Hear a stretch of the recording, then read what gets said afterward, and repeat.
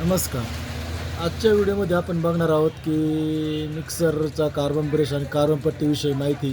आजच्या व्हिडिओमध्ये आपण बघणार आहोत की कार्बन ब्रश वर्क कसे केले जातात, कार्बन ब्रशचं काम काय आणि कार्बन ब्रश कसे लावले जातात हे आजच्या व्हिडिओमध्ये आपण बघणार आहोत. तर चला व्हिडिओला सुरुवात करूया. माझ्या हातामध्ये आपण बघत आहोत की कार्बन पट्टी, मिक्सरच्या मोटरमध्ये कार्बन ब्रश पट्टी वापरली जाते आणि कार्बन आहे माझ्या हातामध्ये. तर हे कार्बन ब्रश मिक्सरमध्ये नक्की काय काम करतं आणि कसे लावले जातात आणि एक खराब हे कार्बन ब्रशचा उपयोग कसा केला जातो आणि कसं कार्बन ब्रश कसे लावले जातात.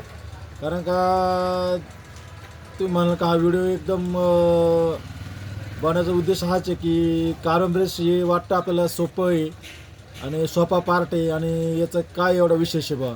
पण या कार्बन ब्रशमुळे आपलं आर्मेचरचं लाईफ कमी जास्त म्हणजे कार्बन ब्रश खराब झाले, कमी झाले, घसून कमी झाले एकदम. कारण झीज असते याला, घसून घसून बारीक होतात ते आणि पूर्ण घसून संपल्यानंतर ही मागं स्प्रिंग तुम्ही पाहत असाल.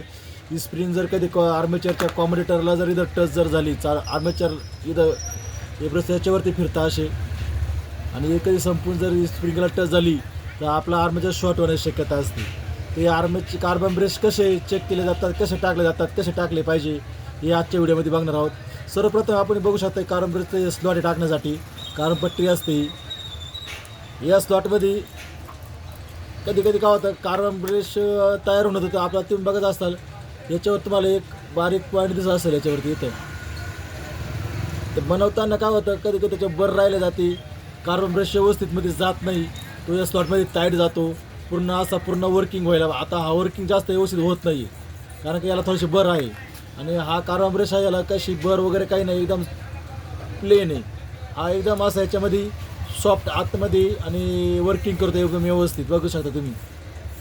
तर असं वर्किंग केलं पाहिजे जेणेकरून आपल्या आर्मेचरला व्यवस्थित सप्लाय भेटेल, आर्मेचर व्यवस्थित चालेल.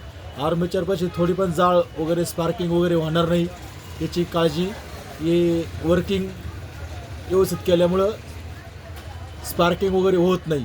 तर हेच जर आपलं थोडंसं पुढं वर्किंग करण्यासाठी थोडी अडचण देत असेल, मागे पुढं जाण्यासाठी जात नसेल, पुढे टाईट जात असेल, तर कालांतराने काय होतं, तेवढी भागी आर्मेचर चालतं थोडे दिवस आणि तेवढी कार्बन ब्रश असल्यामुळे त्या आर्मेचरमुळे आणि आर्मेचरमध्ये आणि कार्बन ब्रशमध्ये थोडं डिस्टन्स तयार होतं आणि आपलं मिक्सर बंद होतं.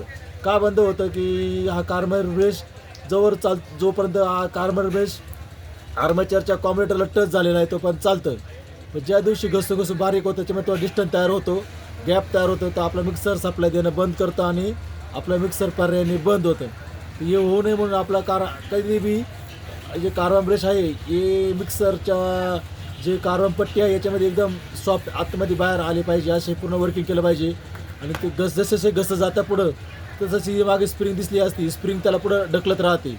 स्प्रिंग द्यायचं कारणच ते असतं की कार्बन ब्रश जसं घसत जाईल पुढे तर ही स्प्रिंग त्याला पुढं पुश करीत राहील आणि मिक्सर आपलं कधीही बंद पडणार नाही. कधी बंद पडणार नाही की आपलं कार्बन ब्रश व्यवस्थितमध्ये वर्किंग एकदम व्यवस्थित होत असेल आतमध्ये. तर याच्यात थोडासा बर अटकलेला आहे, तर हा बर आपण थोडासा चाकूच्या सहाय्याने किंवा पॉलिशिपर सहाय्याने घसून तो बर आपण काढू शकतो. बरचा काय एवढा विशेष नाही का, तो आपण काढू शकतो. कारण का तो काढल्याने काय कार्बन ब्रशला काही इजा वगैरे होत नाही, कार्बन ब्रश आपण तुटत नाही, काही नाही आणि चांगल्या क्वालिटीचं कार्बन ब्रश वापरायला काही अडचण होत नाही.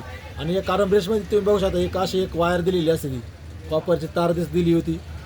ती तारीचं काम असं असतं की तुम्ही कट जरी केली तरी याचा काही प्रॉब्लेम नाही, आपलं मिक्सर चालू राहतं. काही कारागिरांचं म्हणणं असं असतं की वायर कट केल्यामुळे आपलं मिक्सर चालणार नाही, ही चुकीची माहिती. तर ही कार्बन आपण कट केलं तरी काही प्रॉब्लेम नाही आणि राहिलं तरी काही प्रॉब्लेम नाही. तर काही कारागीर काय करतात की वायरमधली ती कॉपर तार दिसते ती तोडून टाकत्या आणि काही ब्रशमध्ये हे आपल्या पाठीमागच्या जरी हे जे असं फिटिंग असतात बाकी क्लिप असते, ही क्लिप जरी तुटली अशा पद्धतीने तरी त्याचा काही प्रॉब्लेम येत नाही. आपण ही स्प्रिंग ही वायर कट करून ही स्प्रिंग टाकून सुद्धा ही स्प्रिंग टाकून अशी सुद्धा ही क्लिप पाठीमागच्या साईड लावू शकतो. ही क्लिप जरी लावली तरी चालेल. पाठीमाग अशी पट्टी असते, ही स्प्रिंग आतमध्ये टाकून पूर्ण ब्रेसमेट टाकून ही स्प्रिंग आपण अशी टाकल्यानंतर स्प्रिंग पूर्णमध्ये गेलेली स्लॉटमध्ये ही पट्टीसुद्धा अशी दाबवून देऊ शकतो, जेणेकरून आपल्याला याची बी गरज पडत नाही. तर ब्रेस टाकायचे खूप प्रकार आहे, तर टाकता आले पाहिजे व्यवस्थित. आणि कार्बन ब्रेसमुळं आपलं आर्मेचरचं पूर्ण लाईफ कमी जास्त होऊ शकतं. त्यामुळं कार्बन ब्रेस टाकताना थोडा जरी मिक्सरने जाळ स्पार्किंग मारली तरी आपण त्याचे कार्बन ब्रेस बदलून टाकून मिक्सरच्या आर्मेचरचं लाईफ आपण वाढवू शकतो.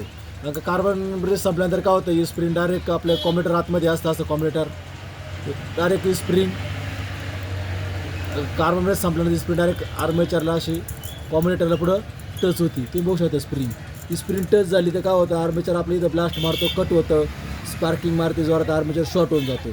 त्याच्यामुळं थोडं तरी मिक्सरने आपलं स्पार्किंग जाळ मारलं तर एखाद्या कारागिराला दाखवून, दुकानात दाखवून आपलं मिक्सर आपण क्लिअर करू शकता. चॅनलवर नवीन आलं चॅनलला सबस्क्राईब करा.